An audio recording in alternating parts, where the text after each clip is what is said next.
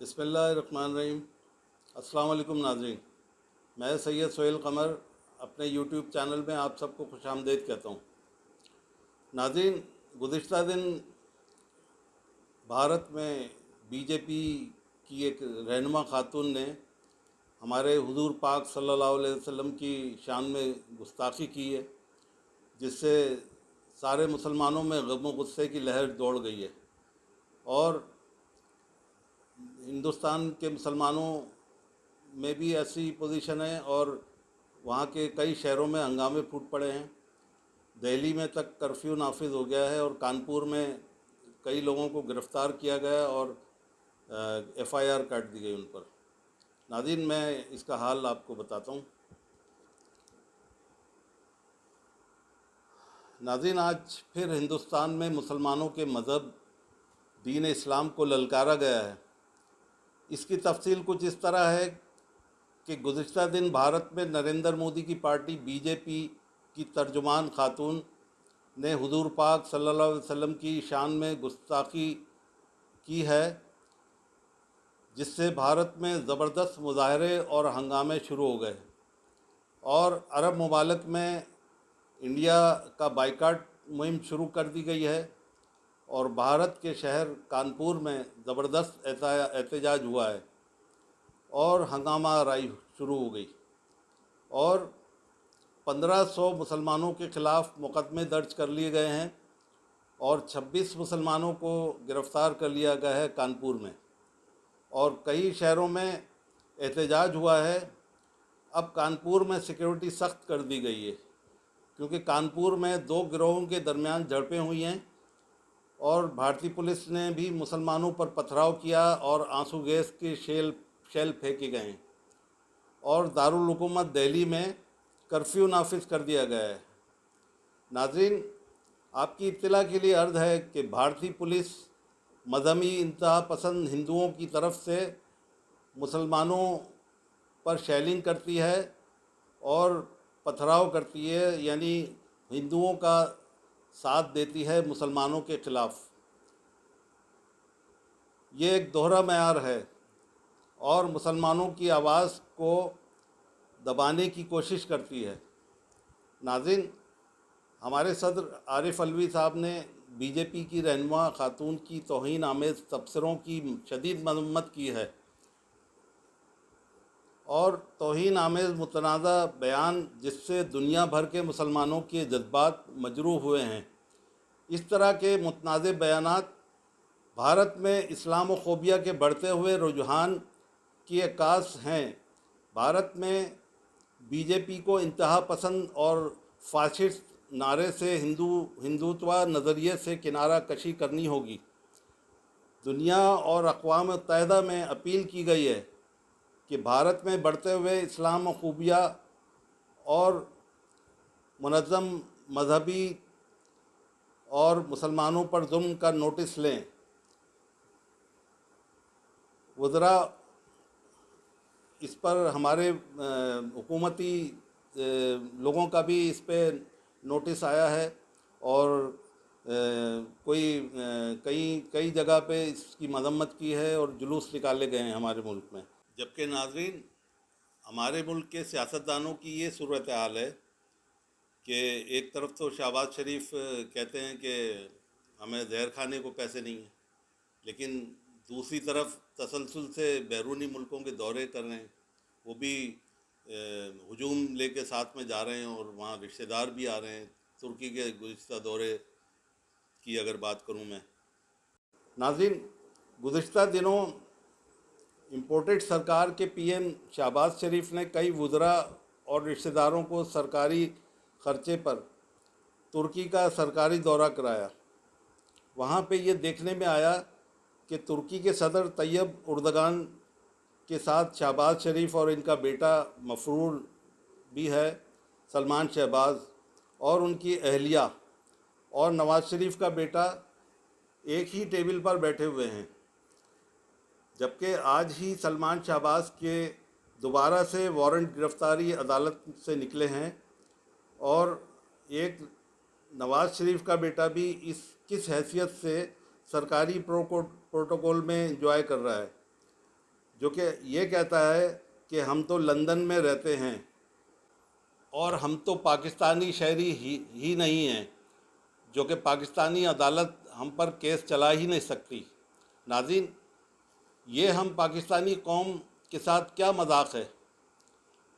اور سب سے بڑا مذاق تو عدالت کے ساتھ ہو رہا ہے کہ جو یہ کرائم منسٹر کر رہا ہے، کیونکہ گزشتہ شہباز کی پیشی پر جج صاحب نے ان سے پوچھا تھا کہ تمہارا بیٹا سلمان، جسے عدالت نے اشتہاری اور مفرور قرار دے دیا ہے، اسے کیوں حاضر نہیں کیا گیا؟ تو شہباز نے جواب دیا کہ وہ بیرون ملک گئے ہوئے ہیں اور ایک اور واردات کروائی گئی ایف آئی اے سے کہ اس کے کیس میں، یعنی سلمان کے کیس میں، وہ یہ کہ سلمان کی رپورٹ میں ولدیت کا خانہ ہی خالی تھا۔ یعنی جب پروسیکیوٹر نے جب وہ کاغذات عدالت میں پیش کیے تو سلمان کی رپورٹ میں اس کے والد کا نام ہی نہیں لکھا ہوا تھا، یعنی کہ والد کا نام شہباز شریف لکھنا ہی نہیں تھا۔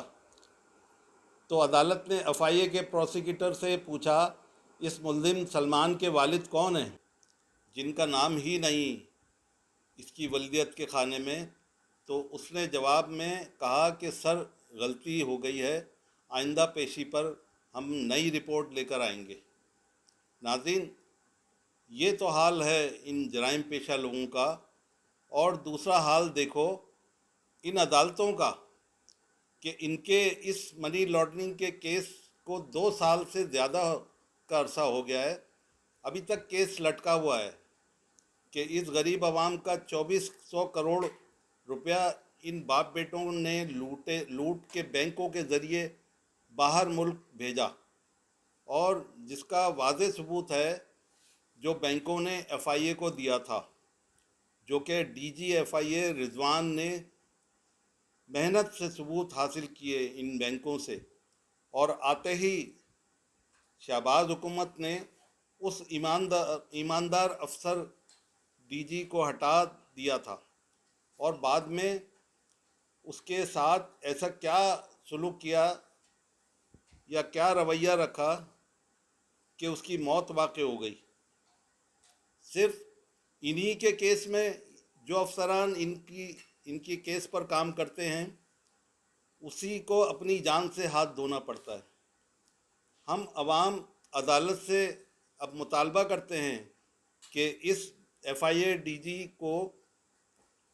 کی موت کو فیئر انویسٹیگیشن کرائی جائے تاکہ اس کی حقیقت عوام کے سامنے آ سکے۔ 2 سال سے ان پر فرض جرم عائد نہیں ہو پا رہی، تاریخ پہ تاریخ یہی عدالتیں دے رہی ہیں۔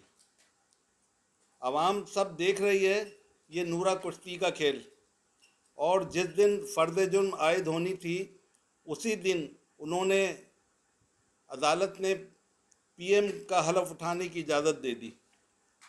اس میں اداروں کا پورا ہاتھ ہے کہ ان چوروں کو 22 کروڑ عوام کو مہنگائی کی چکی میں پیسنے کے لیے مسلط کیا گیا ہے،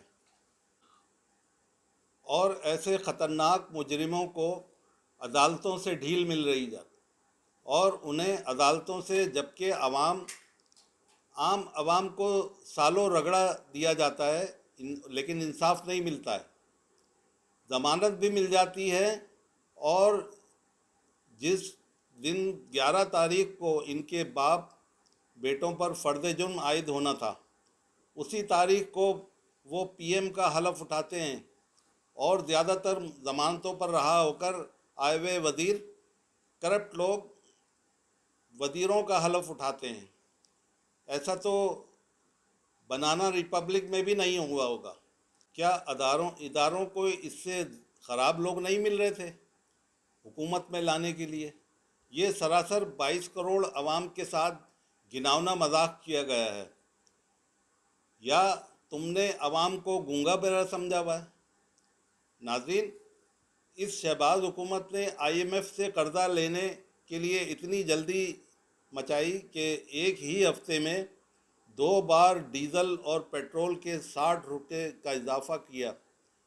اس ہفتے میں 2 بار بجلی کا بھی اضافہ کیا گیا اور اب گیس پر بھی 45% کا اضافہ کر دیا گیا ہے۔ ہر چیز پر مہنگائی کی آگ لگی ہوئی ہے۔ یہ تم لوگوں نے اس غریب عوام کے ساتھ کون سا بدلہ لیا ہے کہ ان کی چیخیں نکال دی ہیں؟ یاد رکھنا، یہ عوام تمہیں بھولے گی نہیں۔ تاریخ میں سیاہ حروفوں سے نام لکھا جائے گا سب کا۔ اس لیے گزارش ہے کہ جو غلطیاں دانستہ کر چکے ہیں انہیں اب ٹھیک کر لیں کا وقت آ گیا ہے، ورنہ بہت دیر ہو چکی ہوگی۔ ہم عوام کے ٹیکسوں سے چولہا جلتا ہے تمہارا، اور اب عوام تمہارے غلط کاموں کو بھولے گی نہیں۔ غریب عوام کا مطالبہ اب ماننا پڑے گا تمہیں۔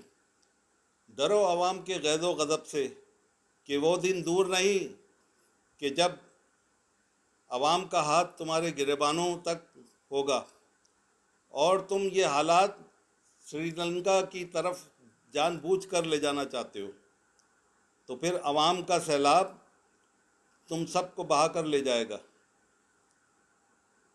اور آخر میں ناظرین، اپنی ویڈیو کا اختتام ان اقوال سے کرتا ہوں میں۔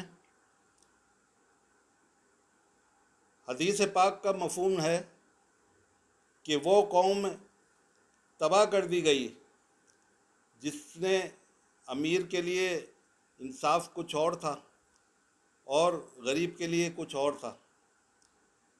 اور مولا علی رضی اللہ تعالی عنہ کا قول ہے کہ کفر کا نظام چل سکتا ہے لیکن ظلم کا نظام نہیں چل سکتا۔ آخر میں دعا گو ہوں کہ خدارا ان نیوٹرلز اور انصاف کے اداروں کو عقل سلیم دے کہ وہ عوام کے حق میں اچھے فیصلے کریں اور کمر توڑ مہنگائی کرنے والوں سے عوام کی جان چھڑائیں۔ ناظرین، بہت ہو چکی، اب عوام کا بہت زیادہ رد عمل آ رہا ہے۔ اب اداروں کو عوام کے حق میں بہت کچھ فیصلے کرنے پڑیں گے، ان کے حق میں۔ بہت زیادہ مہنگائی ہو گئی ہے، عوام کی کمر ٹوٹ گئی ہے۔ ایسا نہ ہو کہ بہت دیر ہو جائے۔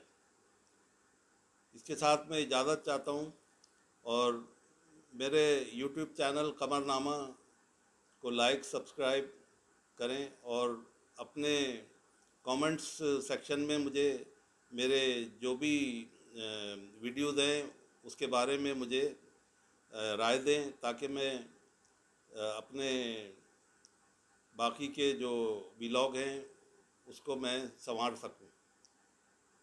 پاکستان زندہ باد۔